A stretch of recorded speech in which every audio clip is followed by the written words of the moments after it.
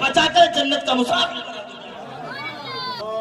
اے میرے پیارے محترم، قرآن کہتا ہے یا ایھا الذین آمنوا قوا انفسکم واہلکم، ایمان والو خود کو جہنم کی آگ سے بچاؤ اور اپنی اولاد کو بھی جہنم کی آگ سے بچاؤ۔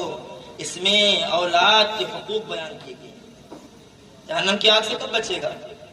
جب خود سیریل دیکھو گے ساتھ میں بیٹھ کر کے، تب جہنم کی آگ سے خود بچ رہے ہو، یا جہنم میں خود جانے کا سامان تیار کر رہے ہو؟ خود بیٹھ کر کے خود ڈی جے باجے کیا کیا سنو گے، کیا کیا دیکھو گے، خود بیٹھ کر کے گھر میں جھوٹ بولو گے، تو بتاؤ کیا تم خود جہنم سے بچ رہے ہو؟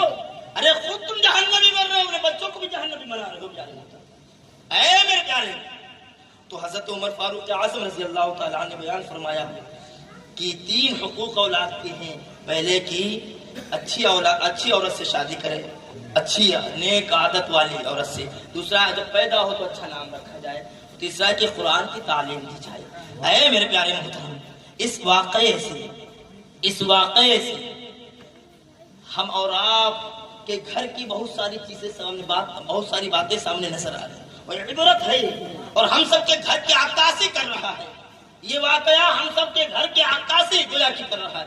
اے میرے پیارے، آپ بتائیں آج نہ جانے کتنے ماں باپ رو رہے ہیں اولاد کی نافرمانی کی وجہ سے، اور بچہ کہنا نہیں مانتا، بچہ میری بات سنتا نہیں ہے، بچہ لڑائی جھگڑا پہ جو ہے طلوع ہو گیا ہے، بچہ جو ہے باہر سے لڑائی کر کے آ رہا ہے، میری بدنامی کا سبب بن رہا ہے۔ جبکہ پیارے محترم، جب کوئی کسی کی شادی ہوتی ہے تو پہلی تمنا یہ ہوتی ہے کہ اللہ اولاد عطا فرما دے، اور جب اللہ اولاد عطا فرماتا ہے تو پھر ماں باپ کے چہرے پہ مسکان آتی ہے، اور ایک امید جاگتی ہے کہ جب میں بوڑھا ہو جاؤں گا تو یہ میری اولاد ہے، بڑھاپے کے لاٹھی بنے گی، اور یہ میری اولاد ہے، میرا سہارا بنے گی، میرے کام آئے گی۔ لیکن پیارے، آج دیکھو ہزاروں ماں باپ رو رہے ہیں، ہزاروں ماں باپ سسکیاں لے رہے ہیں۔ کیوں؟ اس لیے کہ بیٹے ان کا کہنا نہیں مانتے ہیں، بیٹے ان کے باتوں میں نہیں آتے ہیں، بلکہ جا کر کے ادھر ادھر کی باتیں کرتے ہیں۔ اور پیارے جانتے ہو، یہاں تک کہ عالم یہ ہے کہ بچے اپنی ماں باپ کی جو برائی کرتے ہیں، دوستوں کے سرکل میں بیٹھ کے کہتے ہیں بڈھا بڑھیا، اور کیا کیا کر کے آبا سے جو ہے یاد کرتے ہیں اپنے ماں باپ کو۔ اور قیامت تو تب ہو گئی کہ یہ تو بات کی بات ہے، اب تو بچے اپنی ماں باپ کو مارتے ہوئے نظر آتے ہیں۔ اور آئندہ آئے دن آپ خبر جو ہے چھپتی ہے، اور آپ پڑھتے ہیں خبر کہ کسی نے اپنے باپ کا گلا کاٹ دیا، کسی نے اپنی ماں کو مار دیا۔ بتاؤ یار، کیا قیامت سے کم ہے یہ؟ جبکہ قرآن کہتا ہے فَلَا تَقُلْ لَهُمَا أُفٍّ وَلَا تَنْهَرْهُمَا۔ قتل کرنے کی بات تو بہت دور کی ہے، مارنے کی بات تو بہت دور کی ہے، نافرمانی کرنے کی بات تو بہت دور کی ہے۔ قرآن کہتا ہے فَلَا تَقُلْ لَهُمَا أُفٍّ وَلَا تَنْهَرْهُمَا۔ جب تم بات کرنا تو اف بھی نہ کہنا، بلکہ نرمی کے ساتھ ان سے پیش آنا، ان کو جھڑکنا بھی نہیں۔ پیارے محترم، اے میرے پیارے محترم، اندازہ تو لگائیں، یا اور ماں باپ کے حقوق اللہ نے بیان کیے فلا تقل لهما اف ولا تنهرهما، نہ جھڑکنا، جب بات کرنا ماں باپ سے تو نرم لہجے میں بات کرنا۔ یہ قرآن بیان کر رہا ہے۔ پیارے، بہت ساری احادیث میں بیان کیا گیا ماں باپ جنت بھی ہے جہنم بھی ہے۔ خدمت کر کے جنت ہی بن جاؤ، اور نافرمانی کر کے جہنم بھی بن جاؤ۔ ماں باپ کی رضا میں خدا کی رضا چھپی ہوئی ہے۔ ماں باپ ناراض ہو گئے تو خدا ناراض ہو جاتا ہے۔ ماں باپ ناراض ہے نا، تو ذمہ داری کے ساتھ میں بول رہا ہوں، علماء کی موجودگی میں ہزاروں رکعتیں نمازیں پڑھ لو، ماں باپ ناراض ہے تمہاری کوئی عبادت قبول نہیں ہے۔ اے میرے پیارے محترم، اے میرے پیارے محترم، ماں باپ ناراض ہے، کچھ بھی کر لو تمہیں کچھ ملنے والا نہیں، اس لیے کہ ماں باپ کی ناراضگی میں خدا ناراض ہو جاتا ہے، اور جس سے خدا روٹھ جائے، جس سے خدا ناراض ہو جائے، اس کی تو سب کچھ برباد، دنیا و آخرت دونوں میں وہ برباد ہو گئی۔ اے میرے پیارے محترم، یہ اللہ تعالیٰ نے اور رسول اللہ نے ماں باپ کے حقوق بیان کیے۔ یہ جنت بھی ہے جہنم بھی ہے، ماں کے قدموں تلے جنت ہے، اور باپ جنت کا دروازہ چوکھٹ ہے۔ لیکن پیارے، یہ تمام چیزیں ایک طرف، لیکن میں آپ کو توجہ دلانا چاہتا ہوں، میں آپ کو بتانا چاہتا ہوں کہ ماں باپ کے حقوق ایک طرف ہیں، لیکن پہلے تو یہ بتاؤ بیٹوں پہ حقوق اس وقت جب اولاد پیدا ہوگی بالغ ہوگی تب ان پہ ذمہ داری عائد ہوتی ہے، لیکن تمہارے اوپر تو اس سے پہلے ذمہ داری ہے۔ تم شادی جب کر رہے ہو اسی وقت تم پر ذمہ داری ہے اچھی عورت سے شادی کرو، اور جب پیدا ہو تو اچھا نام رکھو، اور جب بولنے کے قابل ہو جائے تو قرآن سکھاؤ۔ سبحان اللہ۔ آؤ میں آپ کو بتاؤں، حضرت جندب بن عبداللہ رضی اللہ عنہ فرماتے ہیں میں چھوٹا سا تھا، سرکار کی بارگاہ میں حاضر ہوتا تھا۔ سرکار صلی اللہ علیہ وسلم کی عادت کریمہ یہ تھی کہ سرکار صلی اللہ علیہ وسلم قرآن سکھانے سے پہلے ایمان سکھایا کرتے تھے۔ سبحان اللہ۔ یار غور کرو، میں قیمتی باتیں بیان کر رہا ہوں۔ فرماتے ہیں کہ سرکار قرآن سکھانے سے پہلے ایمان سکھاتے۔ اب آپ کہیں گے ایمان کیسے سکھایا جائے؟ پیارے محترم، ایک پریکٹس ہوتی ہے۔ ایمان سکھانے کا مطلب یہ کہ بچوں کے ساتھ بیٹھو اور پھر بتاؤ بیٹے کلمہ یہ ہے اسلام کا، لا الہ الا اللہ محمد رسول اللہ، یہ اسلام کا کلمہ ہے۔ عقائد بتاؤ بیٹے خدا ایک ہے، وحدہ لا شریک ہے، اس کا کوئی شریک نہیں ہے، اس نے ہم سب کو پیدا کیا، ساری کائنات کو پیدا کرنے والا وہی خدا ہے، وہ ہمیشہ سے ہے اور ہمیشہ رہے گا۔ اسے نہ موت آتی ہے نہ اسے نیند آتی ہے، نہ اس کو کسی نے پیدا کیا، نہ اسے کسی نے پیدا کیا، نہ اس نے کسی کو پیدا کیا، وہ اکیلا ہے، تنہا ہے، ساری چیزیں مٹ جائیں گی، باقی رہنے والے خدا کی ذات ہے۔ بتاؤ اپنے بیٹوں کو، سکھاؤ، یہ ایمان ہے۔ اور پھر بتاؤ بیٹے سرکار سے محبت کرو۔ ایمان کے بعد ایمان ہی میں شامل ہے سرکار کی محبت۔ بتاؤ سرکار سے محبت کرنا ماں باپ سے زیادہ ضروری ہے، ماں باپ کی محبت سے زیادہ سرکار کی محبت ہونا ضروری ہے۔ بتاؤ کہ سادات سے محبت کرنا ہے، اہل بیت سے محبت کرنا، صحابہ سے محبت کرنا، اور اپنے بیٹوں کو بتاؤ صحابہ میں سب سے افضل صدیق اکبر رضی اللہ عنہ۔ بتاؤ صحابہ میں دوسرے نمبر پہ اگر کسی کی شان اور عظمت ہے وہ عمر فاروق اعظم ہے، اور تیسرے خلیفہ حضرت عثمان غنی، اور چوتھے نمبر پر مولائے کائنات ہے۔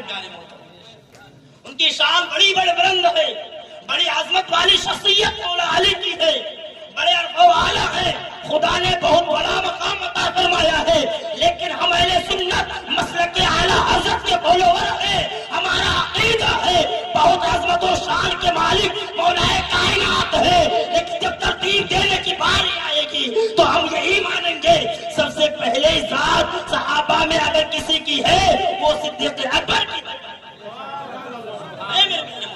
بتاؤ اپنے بچوں کو، یہ ایمان ہے۔ بتاؤ اپنے بیٹوں کو بتاؤ کہ بیٹے ہم بیمار ہوتے ہیں تو ڈاکٹر ہمیں شفا نہیں دیتا ہے، کوئی دوا ہمیں شفا نہیں دیتی ہے، بلکہ اللہ ہمیں شفا دیتا ہے۔ یہ ایمان ہے۔ سرکار کی عادت ہے کہ پہلے ایمان سکھاتے اس کے بعد قرآن سکھاتے۔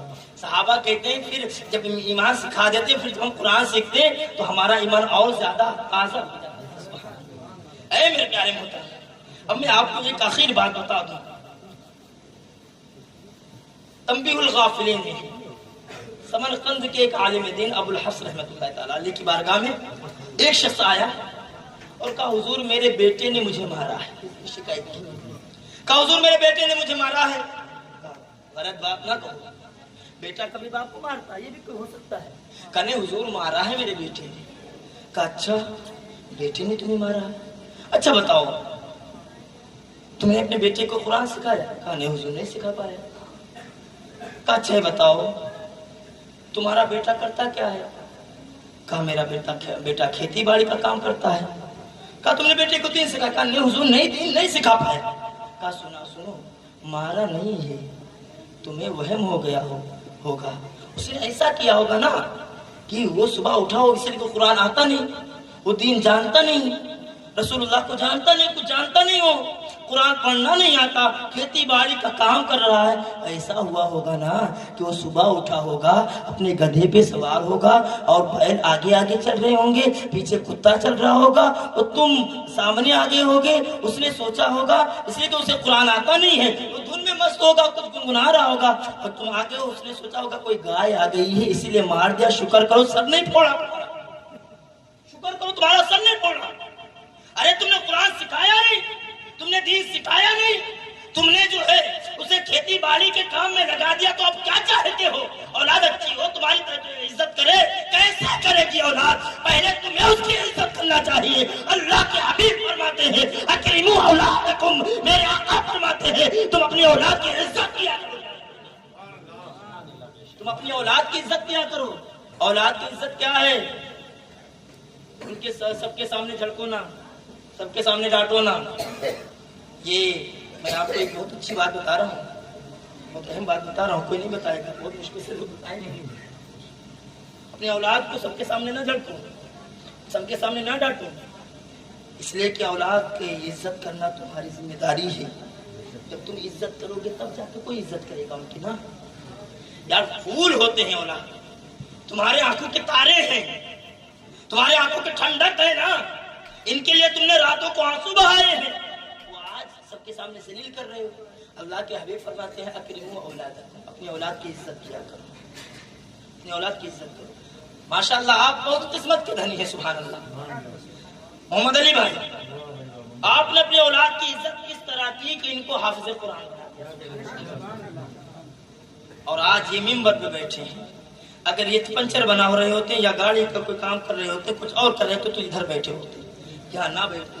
علماء کی موجودگی میں ان کے سر پہ تاج نہ رکھا جاتا، اور یہاں تو یہاں ہے۔ قیامت میں میرے آقا صلی اللہ علیہ وسلم فرماتے ہیں حافظ قرآن کی شان یہ ہوگی، اللہ تعالیٰ حافظ قرآن سے فرمائے گا کہ تم قرآن کی آیتیں پڑھتے جاؤ، جنت کی منزلیں طے کرتے جاؤ، جنت کی منزلیں طے کرتے جاؤ۔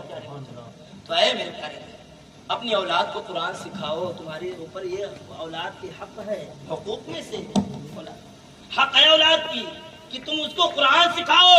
اگر تم قرآن نہیں سکھا رہے تو تم مجرم ہو پیارے محترم۔ میرے آقا فرماتے ہیں ہر کوئی اپنے آپ میں نگراں ہے، بادشاہ نگراں ہے، رعایا کے بارے میں بادشاہ سے پوچھا جائے گا، اور آدمی اپنے گھر والوں کے بارے میں نگراں ہے، اس کے گھر والوں کے بارے میں پوچھا جائے گا۔ قیامت میں تم سے سوال ہوگا اس بات کا کہ تم نے اپنے اولاد کی تربیت کیسے کی، ان کا نام کیسے رکھا، ان کو قرآن سکھایا یا نہیں، انہیں دین سکھایا یا نہیں، تم نے انہیں ایسی تربیت کی کہ یہ جہنم کے راستے سے ہٹ کر کے جنت کے مسافر بن جائے، تم سے پوچھا جائے گا پیارے محترم۔ اگر تم نہیں کر رہے ہو تو تم مجرم ہو، اور بہت بڑے مجرم ہو، اور اس کی سزا دنیا میں بھی پاؤ گے، اور لوگ پا بھی رہے ہیں۔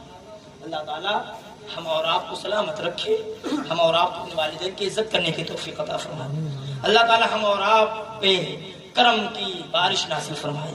جو گفتگو ہوئی اللہ تعالیٰ اس پر ہمیں اور آپ سبھی کو عمل کرنے کی توفیق عطا فرمائے۔ بہت باتیں ہو گئی، علماء کرام نے بیان کر دیا، اب انشاءاللہ کسی موقع پہ باتیں ہوگی۔ استغفر اللہ ربی من کل ذنب واتوب الیہ۔ السلام علیکم ورحمۃ اللہ۔